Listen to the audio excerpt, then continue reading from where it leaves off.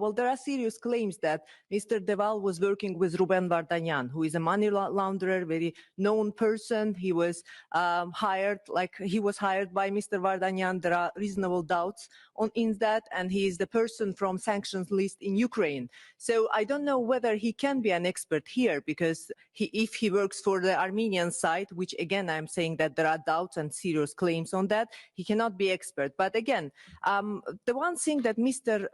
de Waal didn't mention is that why it all started. Mr. de Waal didn't mention that Azerbaijan doesn't have a record of ethnic cleansing. It is Armenia that has ethnically cleansed 1 million Azerbaijanis. Not only Armenia occupied Karabakh and surrounding region.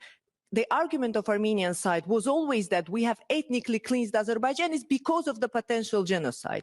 And the ideology was incompatibility of Armenians and Azerbaijanis. And this is not a sarcasm, dear colleagues. This was stated by their former president, that Azerbaijanis and Armenians cannot live together. For 30 years, they've been communicating it. For 30 years, propaganda, diaspora, politicians, experts, they've been trying to brainwash Armenians, saying that you cannot live with Azerbaijanis. And this is the result why Armenians actually left from Karabakh, because they are afraid because of this propaganda that was mentioned.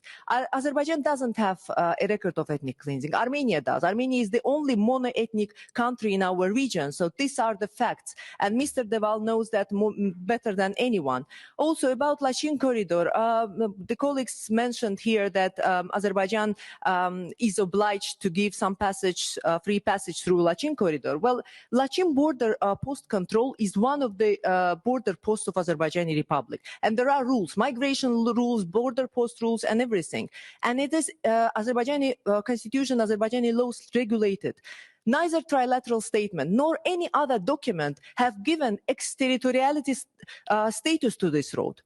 The rules still apply. We said that it is open for humanitarian, for civilians and cargos, but we didn't say that it will be open for Armenian militants, for Armenian weapons and ammunitions. For 3 years, this road was violated by Armenian side.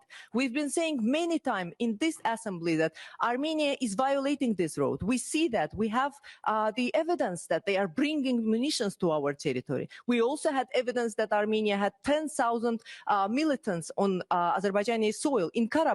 That was the reason that Azerbaijan started anti-terror actions. But I don't know why Mr. de Waal didn't mention all of that.